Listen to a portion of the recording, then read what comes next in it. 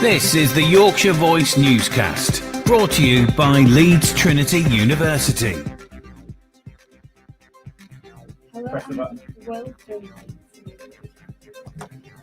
Hello and welcome to today's Yorkshire Voice Newscast at 1 o'clock. I'm Cora Parkinson here with the top news stories in Yorkshire.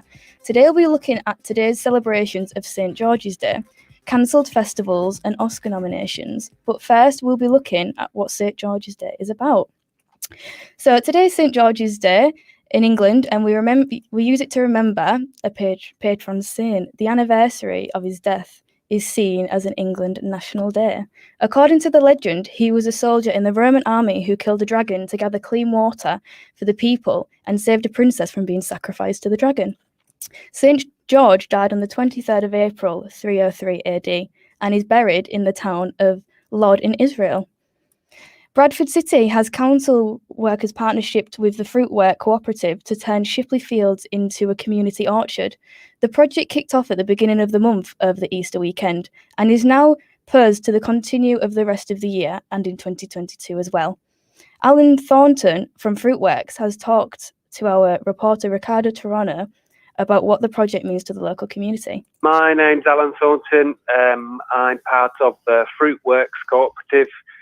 We help people plant and prune and make fruit growing easy. Okay, and can you tell us what this project was about, and in particular what your contribution in this project was? Okay, sure.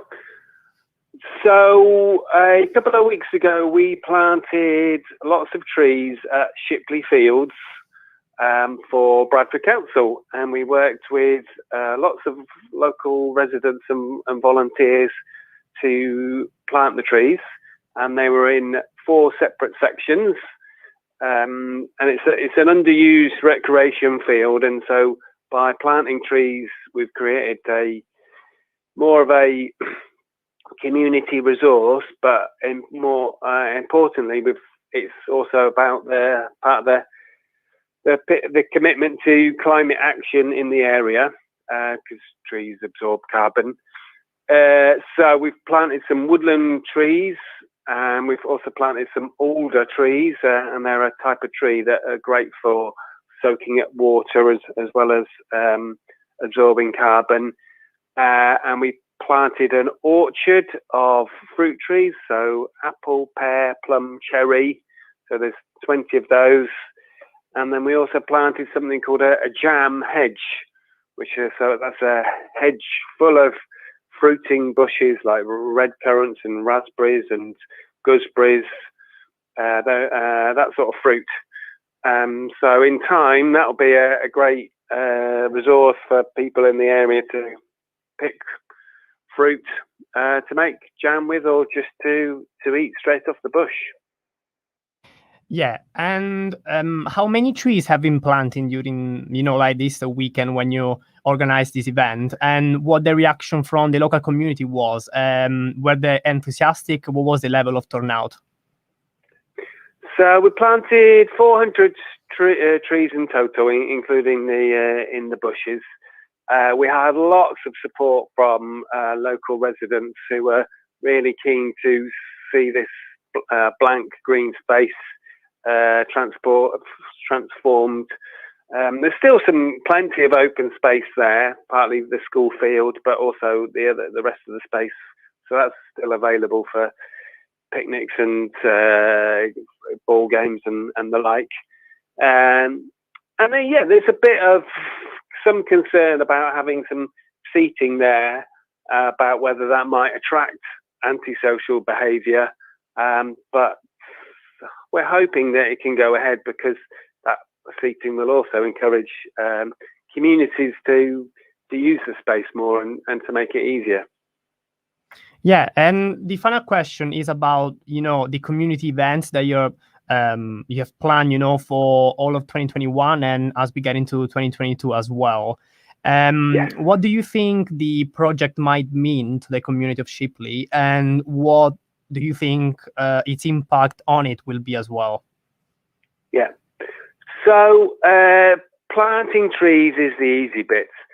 establishing an orchard and the trees to be healthy, and also supporting residents to have their skills and confidence to maintain and use the orchard in the area is more difficult.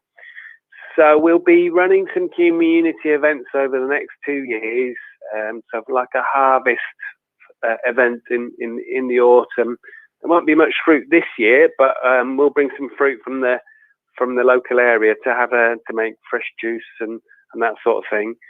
And then we're also running some training courses for people about how to scythe, to mow the grass in the area, and then also how to prune and maintain the trees to be happy and healthy for many decades. A group of firefighters from Leeds have raised more than £8,000 completing the Yorkshire Three Peaks Challenge in their full uniform. The former Leeds Rhino player, Rob Burrow, and to raise awareness of motor neuron disease. 6 members of the White Watch at Hunslet Fire Station completed the 24-mile route between Penniger and Ribblehead on Wednesday the 21st of April, in what was believed to be the first ever time the challenge has ever been completed in full firefighters kit. The team completed the walk route of Penniger at 2,277 feet, Wearside at 2,414 feet, and in Ingleborough 2,372 feet in 11 hours and 52 minutes. A spa and health club in Harrogate have been met with strong opposition after proposing a nudity ban at their historic baths. 92% of respondents of a recent survey were against the move, saying that they would cease visiting if the ban was imposed. Jenny Ellis of the Naked podcast shared her thoughts of the situation. I think it's a shame, really, because I think baths, especially Roman baths, Turkish baths, if you go back in history, the whole point in going in them was to kind of bathe, become clean, but also be naked if you wish. Now, I appreciate that we Brits can be a bit uncomfortable about nudity, and we still are a nation who like to hide underneath our towels or cower away in the changing rooms.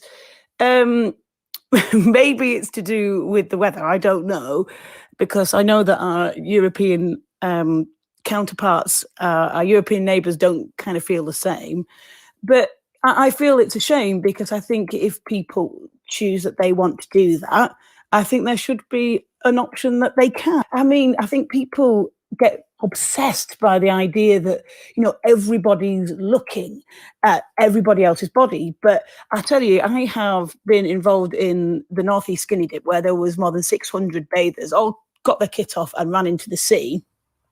And I tell you what, no one was ogling at each other. Everyone was just there to have an amazing, great time. It was just good fun. So I think if you know ahead that it's just like going to a nudist beach. Not everyone would choose to go there, but it's nice that there is an option that if you want to do that, then that's there. In entertainment news, the Oscars will be returning on Monday at 1 a.m, British time, broadcasted on Sky Cinema. It will be the Academy Awards 93rd ceremony, and it will be the first of this year's awards to host a live maskless audience. British nominees include Riz Ahmed, Olivia Colman, Daniel Kaluuya, and Carey Mulligan. Now we are live with Helen O'Hara, the roving editor of Empire magazines, as well as Jeff Bailey. Hello. Hi, Helen. So I've got a couple of questions for you about obviously the Oscars, and so I wanted to ask: are you excited for the Oscars this year? Yeah, I think it's a much more diverse lineup than usual. I think we're likely to see only the second woman ever to win Best Director after Catherine Bigelow. So that's really exciting if that happens, which I think it will. That's one of the categories that I think is pretty in the bag.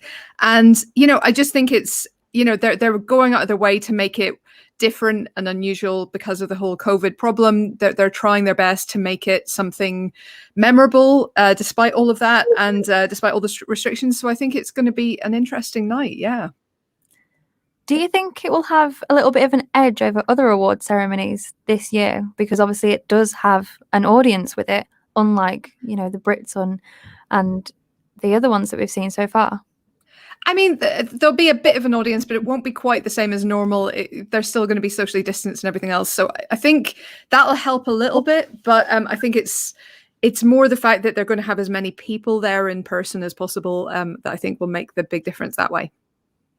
How do you think it will perform this year? Because like you said, obviously with social distancing and less people and stuff, like, do you think it'll still turn out just as well or better? Or I mean, hopefully as well or better. I mean, you know, Steven Soderbergh, who's one of the great film directors of our time, is in charge of producing the ceremony this year. That's really interesting, and I'm excited to see what he does with it.